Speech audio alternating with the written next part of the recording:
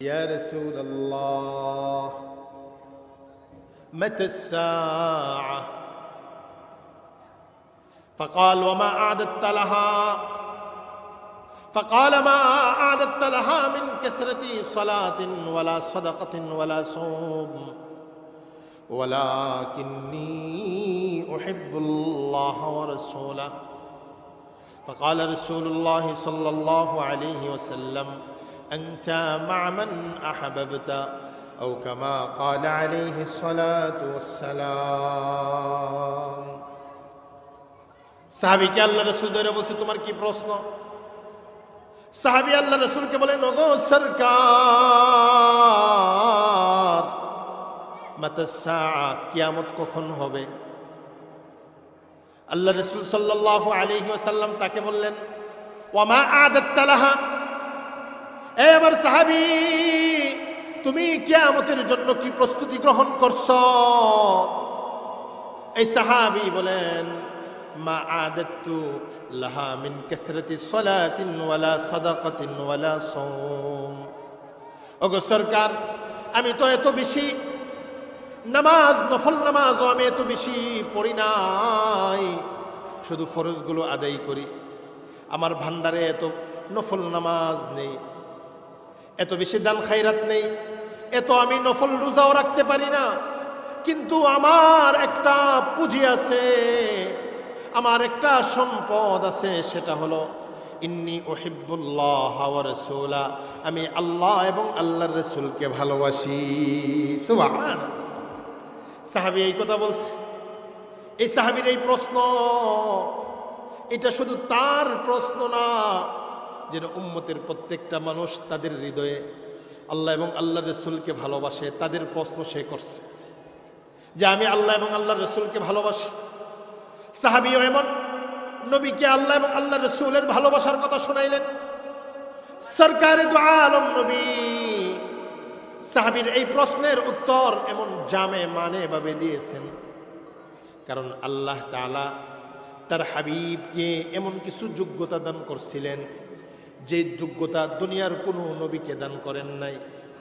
নবীজি অন্য হাদিসে বলেন, মুসলিম শরীফের 438 নম্বর হাদিস, সরকারে দু আলম নবী বলেন উতিতু জাওয়ামিআল কালিম। আল্লাহ রাসূল বলেন আল্লাহ তাআলা আমাকে 6টা জিনিস দান করছে, এমন 6টা জিনিস আল্লাহ পিছনের কোনো নবীকে দান করেন নাই। সুবহানাল্লাহ। তো কোরআনে কারীমের কি হক আমাদের উপরে রয়েছে? উলামায়ে কেরাম বলেন কোরআনে কারীমের 5টা হক প্রত্যেক মুসলমানের উপরে রয়েছে। কোরআনে কারীমের প্রথম নম্বর হক হলো আল ঈমান বিল কোরআন ওয়াত তাযীম বিহি, কোরআনে কারীমের প্রতি ঈমান আনয়ন করা এবং কোরআনে কারীমের প্রতি সম্মান প্রদর্শন করা। দ্বিতীয় নম্বর হলো তিলাওয়াতুল কোরআন মা'আত তারতিল, কোরআনে কারীমের তিলাওয়াত করা তারতিলের সহিত। 3 নম্বর কোরআনে কারীমের হক মুসলমানদের উপরে, সেটা হলো আত-তাদাব্বুর বিল কোরআন, কোরআনে কারীম থেকে উপদেশ নসিহত গ্রহণ করা। 4 নম্বর কোরআনে কারীমের আমাদের উপরে হক হলো কোরআনে কারীমের উপরে আমল এবং কোরআনে কারীমের বিধিবিধানকে প্রতিষ্ঠা করা। 5 নম্বর হলো তবলীগ কোরআন, কোরআনে কারীমের তবলীগ করা, কোরআনে কারীমের প্রচার প্রসার করা। সম্মানিত উপস্থিতি, এই 5টা বিষয়ের প্রথম বিষয় হলো কোরআনে কারীমের প্রতি ঈমান এবং কোরআনে কারীমের প্রতি সম্মান প্রদর্শন করা। কোরআনে কারীমের প্রতি ঈমান মানে কোরআনে কারীম এটা আল্লাহ প্রদত্ত কিতাব, স্বয়ং আল্লাহ তাআলা এই কোরআন নাজিল করেছেন, এটা আমরা বিশ্বাস করা যে এটা আল্লাহ তাআলার কিতাব, এটা দুনিয়ার কোনো বই বা সাধারণ কোনো মানুষের লেখা গ্রন্থ নয়, এটা হলো আল্লাহ তাআলার কিতাব। এ ব্যাপারে কোরআনে কারীমে আল্লাহ তাআলা জায়গায় জায়গায় বলেছেন যে কোরআন এটা হলো আল্লাহ তাআলার কিতাব। এই জন্যই তো কোরআনে কারীমের সাথে যারাই মোকাবেলায় আসছে, যারাই কোরআনের সাথে মোকাবেলায় আসছে, কোরআনের আলোকে নিভিয়ে দেওয়ার চেষ্টা করছে, তারা নিভে গেছে, কোরআনের আলো পৃথিবীতে বাকি আছে। সুবহানাল্লাহ বলেন না? সুবহানাল্লাহ। এটাই আমাদেরকে বিশ্বাস করতে হবে। 1500 বৎসর আজকে বিগত হয়েছে, কোরআন দুনিয়াতে আসছে, কোরআনে কারীমের একটা হরফ, একটা নুকতারও পরিবর্তন হয় নাই। এটাই সবচেয়ে বড় প্রমাণ যে এটা হলো কালামুল্লাহ, আল্লাহ তাআলার কিতাব। এই কথাটা আমাদেরকে প্রথমে বিশ্বাস করতে হবে। এটা হলো কোরআনে কারীমের আমাদের কাছে প্রাপ্য প্রথম হক, যে এটা হলো আল্লাহ তাআলার কিতাব। এই ব্যাপারে অনেকগুলো দলিল দেওয়া যাবে। সূরাতু আলিফ লাম মিম সাজদা 21 নম্বর পারা 14 নম্বর পৃষ্ঠায় আল্লাহ তাআলা ইরশাদ করেন, আলিফ লাম মিম তানজিলুল কিতাবি লা রাইবা ফীহি মির রাব্বিল আলামিন আম ইয়াকুলুনা ইফতারাহ بل هو الحق من ربك لتنذر قوما ما أتاهم من نذير من قبلك لعلهم يهتدون। رب العالمين ارشاد করেন, আলিফ লাম মিম। আলিফ লাম মিম এটা হলো হরফে মুকাত্তাআত।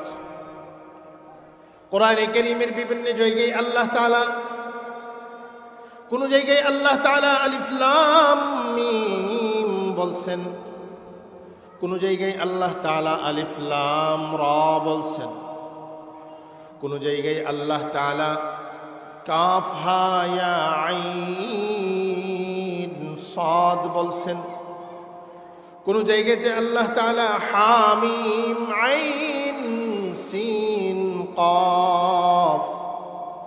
কোরআনে কারীমের এই যে হরফগুলো, এগুলো হলো হরফে মুকাত্তাআত।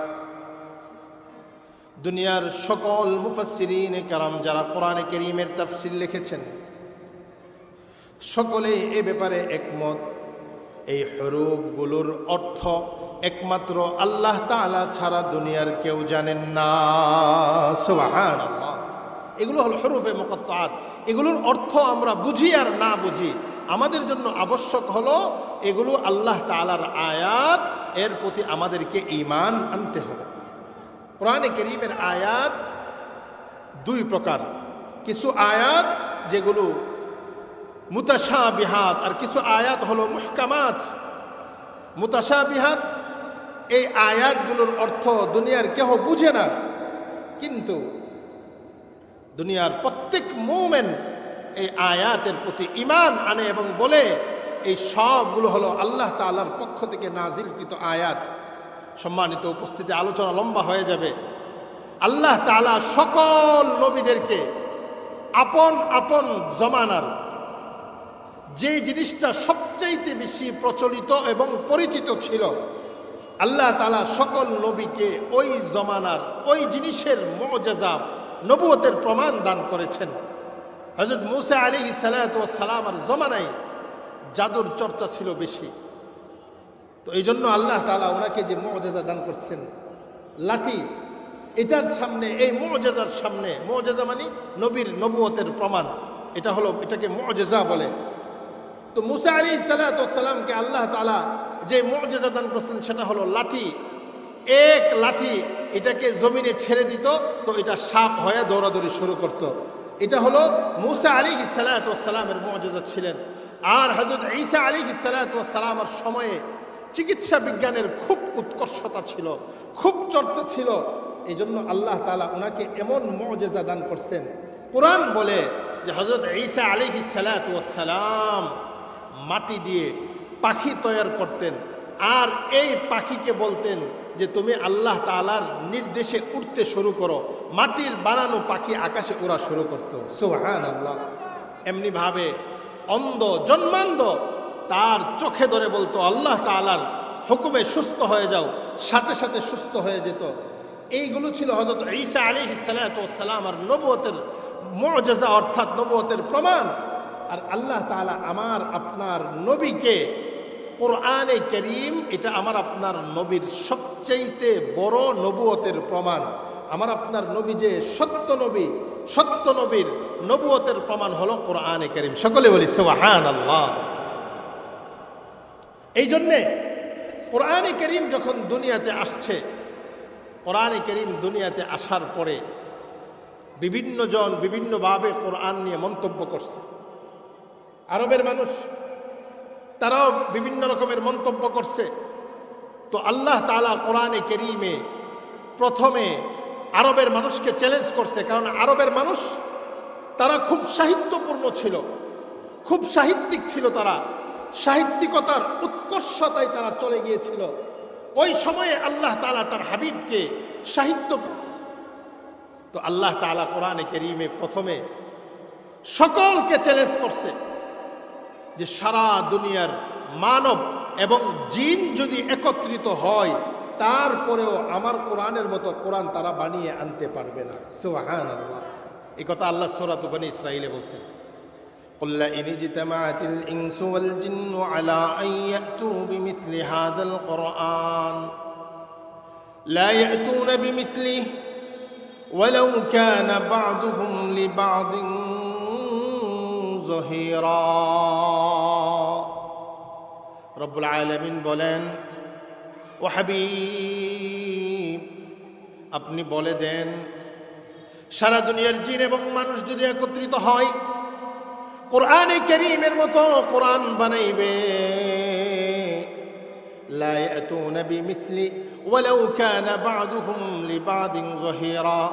জিন জাতিরা যদি মানব জাতিকে সাহায্য করে, মানব জাতির এক গোষ্ঠী যদি আরেক গোষ্ঠীকে সাহায্য করে যে কোরআনের মতো কোরআন বানাবে, আল্লাহ বলেন তারা কোনোদিন কোরআনের মতো কোরআন বানাইতে পারবে না। প্রথমে আল্লাহ তাআলা পুরা কোরআনের পক্ষ থেকে আল্লাহ তাআলা চ্যালেঞ্জ করছে যে তোমরা কোরআনের মতো কোরআন বানায়া নিয়ে আসো, পারে নাই। তারপরে আল্লাহ তাআলা সূরা হুদে চ্যালেঞ্জ করছেন, আম ইয়াকুলুনা ইফতারা।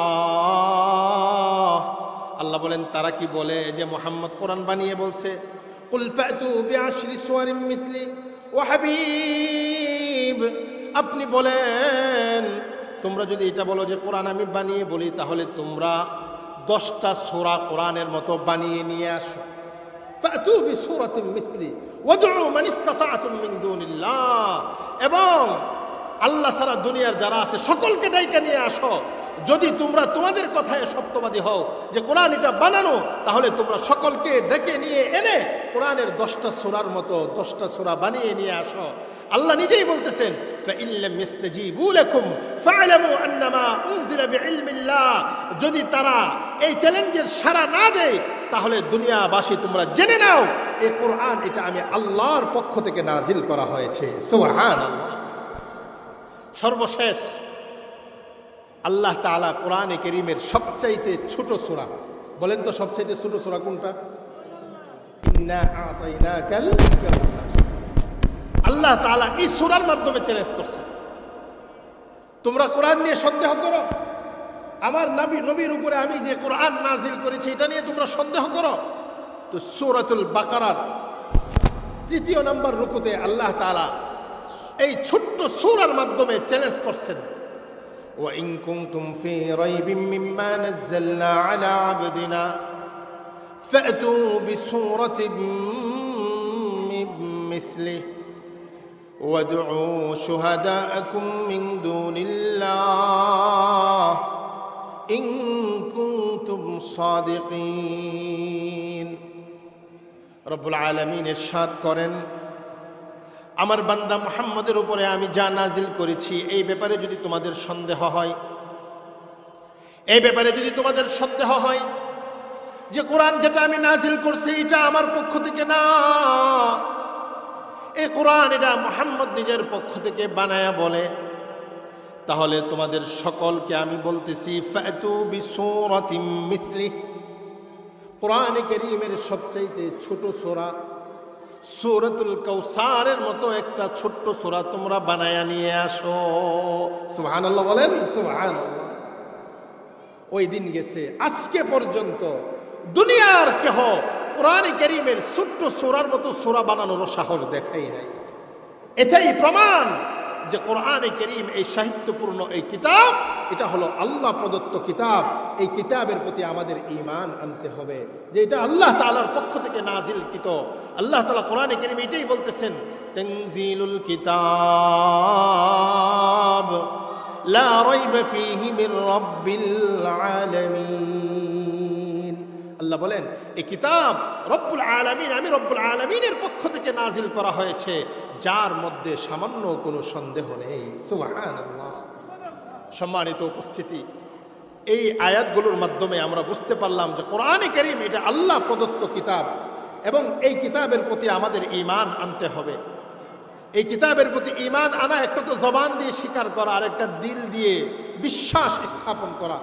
উলামায়ে কেরাম বলেন কোরআনে কারীমের প্রতি যথাযথ ঈমান এবং সম্মান প্রদর্শন শিখার জন্যে, বলে হুজুর কোরআনে কারীমের প্রতি যথাযথ ঈমান আর কোরআনে কারীমের প্রতি যথাযথ সম্মান প্রদর্শনের জন্য আমাদের কি করতে হবে? এই প্রশ্নের উত্তর উলামায়ে কেরাম বলেন, যারা আহলুল্লাহ, যারা আহলে ঈমান, আহলে সুহবত, যাদের ঈমানে আল্লাহ তাআলা পূর্ণতা দান করেছেন, যারা কোরআনের ইলম যাদের সিনাতে আল্লাহ তাআলা দান করেছেন, তাদের সান্নিধ্যে যাওয়ার মাধ্যমে আমরা আমাদের ঈমানকে পূর্ণতায় রূপ দিতে পারবো। আমরা আমাদের ঈমানের মধ্যে আলো জড়াতে পারবো, আমরা আমাদের ঈমানকে আরো উন্নতির দিকে নিতে পারবো আহলে ঈমান, আহলে সুহবত যারা, তাদের কাছে যাওয়ার মাধ্যমে। সম্মানিত উপস্থিতি, কোরআনে কারীমের প্রতি ঈমান আনয়ন করা এটা প্রত্যেক মুসলমানের উপরে কোরআনের হক। পাশাপাশি কোরআনে কারীমের প্রতি সম্মান প্রদর্শন করা, কোরআনে কারীমকে ভালোবাসা, কোরআনে কারীমকে ভালোবাসা এটা কত বড় একটা বিষয়। আমি আপনাদেরকে একটা হাদিস শোনাবো, বুখারী শরীফেও আছে এই হাদিসটা, অন্য অন্য কিতাবেও এই হাদিসটা আছে। আমাদের নবীজি সাল্লাল্লাহু আলাইহি ওয়াসাল্লাম মক্কা থেকে হিজরত করে প্রথম মদিনাতে গিয়েছেন, আমরা সকলেই জানি। মদিনাতে যাওয়ার পরে প্রথম যেই মহল্লায় গিয়েছেন, এই মহল্লাটা হলো কুবা এলাকা। হাজী সাহেবরা যারা মদিনাতে গেছেন, মসজিদে কুবা এখন যেখানে নির্মিত, যেখানে হাজী সাহেবরা জিয়ারতের জন্য যান, এই মসজিদে কুবা নবীজি সাল্লাল্লাহু আলাইহি ওয়াসাল্লাম মসজিদে কুবাতে প্রথম আগমন করছেন। ওখানে গিয়ে মসজিদে কুবা প্রতিষ্ঠা করছেন। তো আল্লাহ রাসূল সাল্লাল্লাহু আলাইহি ওয়াসাল্লাম আর সাহাবীরা নবীজি সাল্লাল্লাহু আলাইহি ওয়াসাল্লামের কাছে আসছেন, এসে বলতেছেন, ইয়া রাসূলুল্লাহ, আমাদের যে ওই ভাই আপনার সাহাবী, তাকে আমাদের ইমাম বানিয়ে দেন। নবীজি সাল্লাল্লাহু আলাইহি ওয়াসাল্লাম তাকে কুবা মসজিদের ইমাম বানিয়ে দিয়েছেন। তো এই সাহাবী নামাজের কেরাতে, উনি কেরাতওয়ালা নামাজের মধ্যে উনি কি করতেন? আলহামদু সূরা পড়তেন, আর আলহামদু সূরা পড়ার পরে অন্য যে কোনো সূরা মিলাইতেন, এর সাথে উনি কুল হুয়াল্লাহ সূরা পড়তেন। সকলে বলেন সুবহানাল্লাহ। তো উনি প্রত্যেক নামাজের মধ্যে উনি এমনটা করেন, উনি আলহামদু সূরা পড়েন, এর সাথে অন্য সূরা মিলাবেন, তো এর সাথে কুল হুয়াল্লাহ সূরা পড়েন। সাহাবায়ে কেরাম, কুবা মসজিদের সাহাবায়ে কেরাম, তাদের কাছে নবীজি সাল্লাল্লাহু আলাইহি ওয়াসাল্লাম সপ্তাহে একবার মসজিদে কুবাতে যাইতেন, গিয়ে তাদের হালাত জানতেন। তো আল্লাহ রাসূল সাল্লাল্লাহু আলাইহি ওয়াসাল্লাম মসজিদে কুবাতে আগমন করছেন। তো আগমন করার পরে ওই মসজিদে কুবার মুসল্লিরা নবীজি সাল্লাল্লাহু আলাইহি ওয়াসাল্লামের কাছে শিকায়াত করতেছেন, ইয়া রাসূলুল্লাহ, আপনার এই সাহাবী প্রত্যেক নামাজের কেরাতওয়ালা যে নামাজ আছে, এই নামাজের প্রত্যেক রাকাতে উনি সূরা ফাতিহার সাথে কুল হুয়াল্লাহ পাঠ করে। তো আল্লাহ রাসূল সাল্লাল্লাহু আলাইহি ওয়াসাল্লাম এই সাহাবীকে ডেকে আনছেন যে, ইমাম সাহেব, আপনি প্রতি রাকাতেই আলহামদু সূরার সাথে অন্য সূরা পড়েন, আবার কুল হুয়াল্লাহ সূরাও পাঠ করেন, এর কারণ কি? কেন? মা ইয়াহমিলুকা আলা হাদা, কোন জিনিস আপনাকে এটা করতে বাধ্য করে? এই সাহাবী বলে, ইয়া রাসূলুল্লাহ ইন্নী উহিব্বু হাদিহিস সূরা, এই সূরাতুল ইখলাস।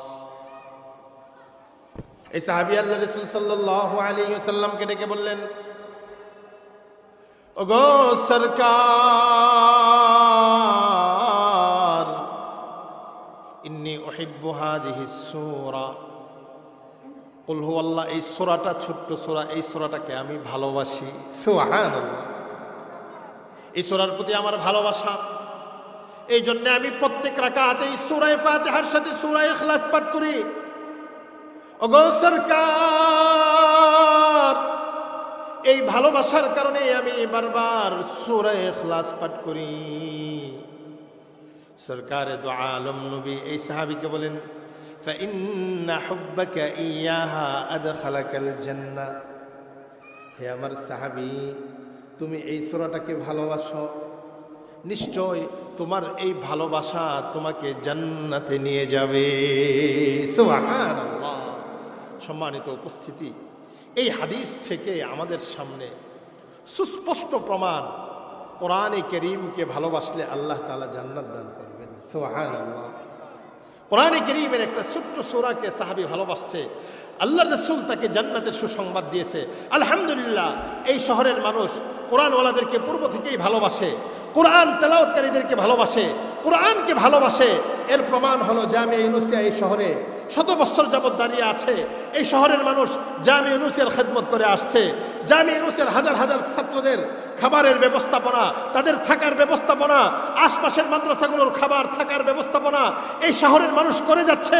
তারা ফখরে বাঙ্গালকে মহব্বত করে আসছে, রঈসুল মুফাসসিরিনকে মহব্বত করে আসছে, মুফতি নুরুল্লাহ রাহমাতুল্লাহি আলাইহিকে মহব্বত করে আসছে। বর্তমান যারা মুরব্বীরা আছেন তাদেরকে মহব্বত করতেছে। কোরআনওয়ালাদের প্রতি ভালোবাসা, কোরআনের প্রতি ভালোবাসা, এই ভালোবাসা এটা সাধারণ ভালোবাসা না। এই ভালোবাসার কারণে আল্লাহ তাআলা তাদের জন্য জান্নাতের সুসংবাদ রেখেছে। সুবহানাল্লাহ। সম্মানিত উপস্থিতি, এই হাদিসের মাধ্যমে আমরা জানলাম কোরআনের ভালোবাসার মাধ্যমে আল্লাহ তাআলা জান্নাত দান করবেন। এবার আসেন, যারা কোরআনওয়ালা, দ্বীনওয়ালা, আপনাদের সাহায্যের মাধ্যমে যাদের মাদ্রাসার বিল্ডিং নির্মাণ হচ্ছে, যাদের মাদ্রাসার গরিব দুঃখী ছাত্রদের খাবারের ব্যবস্থা হয়েছে, এই নেককারদেরকে ভালোবাসলে কি লাভ, এটা আমাদের জানা দরকার আছে কি নাই বলেন? আছে। আমি আপনাদেরকে এই ব্যাপারে কয়েকটা হাদিস শোনাবো। আমার উস্তাদ এখানে বসে আছে শুধু একমাত্র মুযাকারার জন্যে, এছাড়া আর কিছুই না। দেখেন, কোরআনকে ভালোবাসলে জান্নাতের সুসংবাদ, কোরআনওয়ালাদেরকে ভালোবাসলে নবীজি তাদের জন্য জান্নাতের সুসংবাদ দিয়েছেন। সুবহানাল্লাহ। প্রথম নাম্বার আমি আপনাদেরকে শোনাবো বুখারী শরীফের 6171 নম্বর হাদিস। এমনিভাবে বুখারী শরীফের 6169 নম্বর হাদিস। দুনো হাদিসে আল্লাহ রাসূল সাল্লাল্লাহু আলাইহি ওয়াসাল্লাম নেককারদেরকে ভালোবাসার কি প্রতিদান সেটা আল্লাহ রাসূল সাল্লাল্লাহু আলাইহি ওয়াসাল্লাম উম্মতের সামনে রেখে দিয়েছেন। আমাদের প্রত্যেকের ভিতরে এই প্রশ্ন আসে, এই একটা প্রশ্ন জাগ্রত হয়, আমি তো আল্লাহকে ভালোবাসি, আল্লাহর রাসূলকে ভালোবাসি, আমি তো উম্মতের উলামায়ে কেরামকে ভালোবাসি, আমি তো কোরআন তেলাওয়াতকারীদেরকে ভালোবাসি, এদেরকে যে আমি ভালোবাসি, এই ভালোবাসার মূল্যটা কত, এই ভালোবাসার দাম কত? নবীজি সাল্লাল্লাহু আলাইহি ওয়াসাল্লামের কাছে এক সাহাবী আসছেন, গ্রাম্য সাহাবী, নাম তার যুল খুওয়াইসির রাদিয়াল্লাহু তাআলা আনহু, সাধারণ সাহাবী। নবীজি মসজিদে নববীতে বক্তৃতা করতেছেন, সাহাবী তিনবার দাঁড়াইছে, তিনবার দাঁড়াইয়া আল্লাহর রাসূলকে প্রশ্ন করার জন্য নবীজি সাল্লাল্লাহু আলাইহি ওয়াসাল্লাম সাহাবীকে বসাই দিয়েছেন, সাহাবায়ে কেরাম তাকে বসাইছে। আল্লাহ রাসূল সাল্লাল্লাহু আলাইহি ওয়াসাল্লাম মসজিদে বক্তৃতা করে বের হয়েছেন। বাচ্চাদের আল্লাহ রাসূল সাল্লাল্লাহু আলাইহি ওয়াসাল্লাম মসজিদ থেকে বের হয়েছেন। নবীজি সাল্লাল্লাহু আলাইহি ওয়াসাল্লাম তো রাহমাতুল লিল আলামিন ছিলেন, সাহাবী কি প্রশ্ন করবে কয়েকবার দাঁড়িয়েছেন। আল্লাহ রাসূল সাল্লাল্লাহু আলাইহি ওয়াসাল্লাম মসজিদ থেকে বের হয়ে এই সাহাবীকে খুঁজতে শুরু করলেন, ওই সাহাবী কোথায় যে মসজিদে তিনবার দাঁড়িয়েছে আমাকে প্রশ্ন করার জন্য। তো এক পর্যায়ে ওই সাহাবীকে আল্লাহ রাসূল সাল্লাল্লাহু আলাইহি ওয়াসাল্লাম খুঁজে পায়, এইভাবে তার হাতে ধরছে। সুবহানাল্লাহ বলেন, সুবহানাল্লাহ। ধরে বলতেছে, তোমার কি প্রশ্ন? এই সাহাবী আল্লাহ রাসূলকে বলতেছে, ইয়া রাসূলুল্লাহ متى الساعة فقال وما أعددت لها فقال ما أعددت لها من كثرة صلاة ولا صدقة ولا صوم ولكني أحب الله ورسوله فقال رسول الله صلى الله عليه وسلم أنت مع من أحببت أو كما قال عليه الصلاة والسلام সাহাবী কে আল্লাহ রাসূল ধরে বলছে তোমার কি প্রশ্ন সাহাবী আল্লাহ রাসূলকে বলেন ওগো সরকার মাতা সাআ কিয়ামত কখন হবে আল্লাহ রাসূল সাল্লাল্লাহু আলাইহি ওয়াসাল্লাম তাকে বললেন ওয়ামা আদাত্তা লাহা এ আমার সাহাবী তুমি কিয়ামতের জন্য কি প্রস্তুতি গ্রহণ করছো এই সাহাবী বলেন মা আদাত্তু লাহা মিন কাসরাতি সালাতিন ওয়ালা সাদাকাতিন ওয়ালা সাওম ওগো সরকার আমি তো এত বেশি নামাজ নফল নামাজও আমি এত বেশি পড়ি নাই শুধু ফরজগুলো আদায় করি আমার ভান্ডারে এত নফল নামাজ নেই এত বেশি দান খায়রাত নেই এত আমি নফল রোজাও রাখতে পারি না কিন্তু আমার একটা পুঁজি আছে আমার একটা সম্পদ আছে সেটা হলো ইন্নী উহিব্বুল্লাহ ওয়া রাসূলা আমি আল্লাহ এবং আল্লাহর রাসূলকে ভালোবাসি সুবহানাল্লাহ সাহাবী এই কথা বলছে এই সাহাবীর এই প্রশ্ন এটা শুধু তার প্রশ্ন না যেন উম্মতের প্রত্যেকটা মানুষ তাদের হৃদয়ে আল্লাহ এবং আল্লাহর রাসূলকে ভালোবাসে তাদের প্রশ্ন সে করছে যে আমি আল্লাহ এবং আল্লাহর রাসূলকে ভালোবাসি সাহাবীও এমন নবীকে আল্লাহ এবং আল্লাহর রাসূলের ভালোবাসার কথা শুনাইলেন সরকারে দু আলম নবী সাহাবীর এই প্রশ্নের উত্তর এমন জামে মানে ভাবে দিয়েছেন কারণ আল্লাহ তাআলা তার হাবিবকে এমন কিছু যোগ্যতা দান করছিলেন যে যোগ্যতা দুনিয়ার কোনো নবীকে দান করেন নাই নবীজি অন্য হাদিসে বলেন মুসলিম শরীফের 438 নম্বর হাদিস সরকারে দু আলম নবী বলেন উতিতু জাওয়ামিআল কালিম আল্লাহ রাসূল বলেন আল্লাহ তাআলা আমাকে 6টা জিনিস দান করছে এমন 6টা জিনিস আল্লাহ পিছনের কোনো নবীকে দান করেন নাই সুবহানাল্লাহ এর মধ্যে একটা হলো উতিতু জাওয়ামিআল কালিম আল্লাহ তাআলা আমাকে জাওয়ামিউল কালিম দান করছেন জাওয়ামিউল কালিম মানে সর্বমর্ম বাণী আরো সহজভাবে আমরা বুঝি জাওয়ামিউল কালিম মানে হলো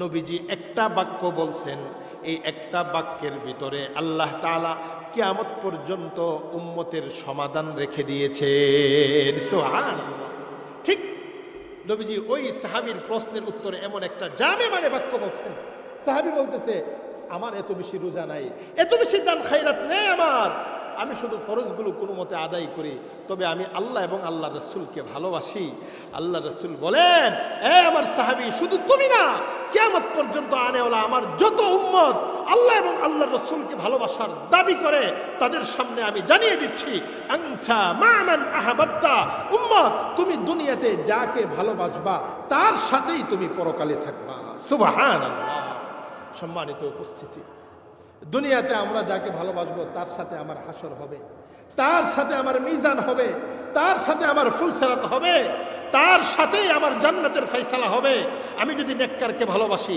তাহলে নেককারের সাথে আমার জামাত হবে কোরআন এটা বলে ওয়াসিকাল্লাযীনা ইত্তাকাউ রাব্বাহুম ইলাল জান্নাতি যুমারা আল্লাহ বলেন যারা তাদের প্রতিপালককে ভয় করলো তাদেরকে জান্নাতের দিকে দলে দলে নেওয়া হবে একা একা নেওয়া হবে না দলে দলে নেওয়া হবে দলে দলে নেওয়া হবে মানে কি এর ব্যাখ্যা কি ইমাম ইবনে কাসির আলাইহির রাহমা এই আয়াতের ব্যাখ্যায় তিনি লেখেন নবীদের জামাআত যাবে উলামাদের জামাআত যাবে ওলিদের জামাআত যাবে এই ইবনে কাসির আলাইহির রাহমা এই আয়াতের ব্যাখ্যা করতে গিয়ে বলেন ওয়াস-সালিহুন মা আশকালিহিম ওয়াল উলামা মা আকরানিহিম নেককাররা নেককারদেরকে নিয়ে যাবে উলামারা তাদের সাথী সঙ্গীদেরকে নিয়ে দলবদ্ধ হয়ে জান্নাতে যাবে সুবহানাল্লাহ সম্মানিত উপস্থিতি আল্লাহ রাসূল সাল্লাল্লাহু আলাইহি ওয়াসাল্লাম বুখারী শরীফের এই যে হাদিস 61 71 6171 নম্বর হাদিসে নবীজি সাল্লাল্লাহু আলাইহি ওয়াসাল্লাম আমাদের জন্য সুসংবাদ রেখেছেন। সেটা কি? দুনিয়াতে আমি যাকে ভালোবাসবো তার সাথেই আমার পরকাল হবে, তার সাথেই আমার হাসর হবে। দুনিয়াতে আমি নাস্তিককে ভালোবাসলে নাস্তিকের সাথে আমার হাসর হবে। দুনিয়াতে যদি আমি কোরআন বিদ্বেষীদেরকে ভালোবাসি, তাদের প্রতি আমার মহব্বত আর ভালোবাসা থাকে, যারা কোরআনের নাম শুনলে অ্যালার্জি সৃষ্টি হয়ে যায়, মাহফিলের নাম শুনলে অ্যালার্জি সৃষ্টি হয়ে যায়, কোরআনে কারীমের আইন প্রতিষ্ঠিত হবে, এই কথা বললে যাদের হৃদয়ে কষ্ট লাগে, তাদেরকে ভালোবাসলে তাদের সাথে হাসর হবে। আর যারা কোরআনের মহব্বত লালন করে, কোরআনের তেলাওয়াতকারীদেরকে ভালোবাসে, মাদ্রাসার ছাত্রদেরকে ভালোবাসে, উম্মতের উলামায়ে কেরামকে ভালোবাসে, তাদের জন্য সুসংবাদ। নবী বলছে দুনিয়াতে তুমি যাকে ভালোবাসবা তার সাথেই তোমার হাসর হবে। সুবহানাল্লাহ। এই হাদিস আল্লাহ রাসূল বলছে। হযরত আনাস এই হাদিসের বর্ণনাকারী, তিনি বলেন সাহাবায়ে কেরাম নবীজির এই হাদিস শোনার পরে এমন আনন্দিত হয়েছে, আমি কোনোদিন সাহাবায়ে কেরামকে এই হাদিস শোনার পরে যেই খুশি হয়েছে এমন খুশি হইতে আমি আর কোনোদিন দেখি নাই। সুবহানাল্লাহ। হযরত আনাস আরো বলেন, বুখারীতে এবারও আসছে, ফামা ফারাহনা মা ফারাহনা বিকৌলিন নবী সাল্লাল্লাহু আলাইহি ওয়াসাল্লাম। হযরত আনাস বলেন আমরা সাহাবায়ে কেরাম নবীর এই কথার মধ্যে যে বার্তা পেয়েছি, এই বার্তা পাওয়ার মাধ্যমে আমরা যেমন খুশি হয়েছি এমন খুশি আমরা কোনোদিন হই নাই। হযরত আনাস বলে ওয়া ইন্নী আরজু আন আকুনা মা রাসূলিল্লাহ ওয়া আবু বকর ওয়া উমর। হযরত আনাস বলে আমি আশা রাখি আমার পরকাল হবে আল্লাহর রাসূলের সাথে, আবু বকরের সাথে, ওমরের সাথে। হযরত আনাস কারণ বলে লিআন্নী উহিব্বুহুম, কেননা আমি তাদেরকে ভালোবাসি, আমি আল্লাহর রাসূলকে ভালোবাসি, আবু বকরকে ভালোবাসি, ওমরকে ভালোবাসি। এই জন্যে আমি আশা রাখি তাদের সাথে আমার হাসর হবে, তাদের সাথেই আমার আখিরাত হবে। সুবহানাল্লাহ। সম্মানিত উপস্থিতি, আরেকটা হাদিস যে কোরআনওয়ালাদেরকে, নেককারদেরকে ভালোবাসলে নেককারদের সাথে পরকাল হবে। ইবনে মাজাহ শরীফের একটা হাদিস আমি আপনাদেরকে শোনাই। ইবনে মাজাহ শরীফের 3685 নম্বর হাদিস। এই উম্মতের জন্য অনেকগুলো সুপারিশ হবে, অনেকগুলো সুপারিশ হবে। কেমন সুপারিশ হবে? হাসরের ময়দানে সবচাইতে বড় যে সুপারিশটা করবেন, এই বড় সুপারিশের একমাত্র অধিকারী হলেন আমার আপনার নবী জনাবে মুহাম্মদুর রাসূলুল্লাহ সাল্লাল্লাহু আলাইহি ওয়াসাল্লাম। এই শাফাআতকে বলা হয় শাফাআতে কুবরা। তো নবীজি সাল্লাল্লাহু আলাইহি ওয়াসাল্লাম এক হাদিসে বলেন এই উম্মতের কিছু মানুষ গুনাহের কারণে, বলেন কিসের কারণে? গুনাহের কারণে। আচ্ছা আমাদের গুনাহ আছে কি নাই? বলেন আছে, আমাদের গুনাহ আছে। গুনাহের কারণে এই উম্মতের কিছু মানুষ হাসরের ময়দানে গুনাহের কারণে তারা জাহান্নামের কাতারে দাঁড়াবে। নাউজুবিল্লাহ বলেন, নাউজুবিল্লাহ। জাহান্নামের কাতারে দাঁড়াবে। জাহান্নামের কাতারে দাঁড়ানোর পরে তো নৈরাশ, জাহান্নামে চলে যেতে হবে। তখন কিছু মানুষ সুপারিশ করবে, এটা একমাত্র এদের প্রতি ভালোবাসার কারণে। নবীজি সাল্লাল্লাহু আলাইহি ওয়াসাল্লাম বলেন ইউসাফফু আহলুন নার মিন উম্মতি ইয়াউমাল কিয়ামাহ ফায়ামুররু রাজুলুম মিন আহলিল জান্নাহ আমামাহুম